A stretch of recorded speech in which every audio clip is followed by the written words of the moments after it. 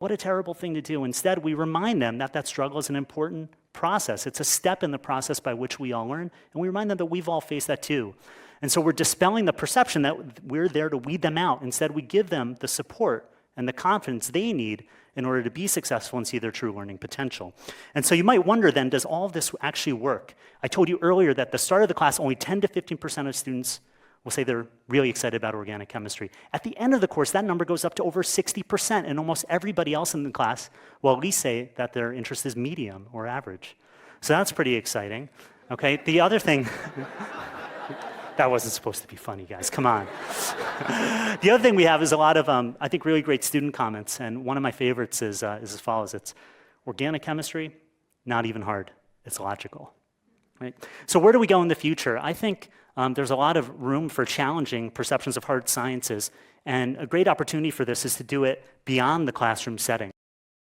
Okay, and so if we can challenge the perceptions beyond the classroom, how would we do it? So to give you an example of this, a set of topics students will learn about are chirality and stereochemistry. Wherever you're taking organic chemistry, these are things you would learn. So why don't we think about making sure students appreciate why this is valuable and important?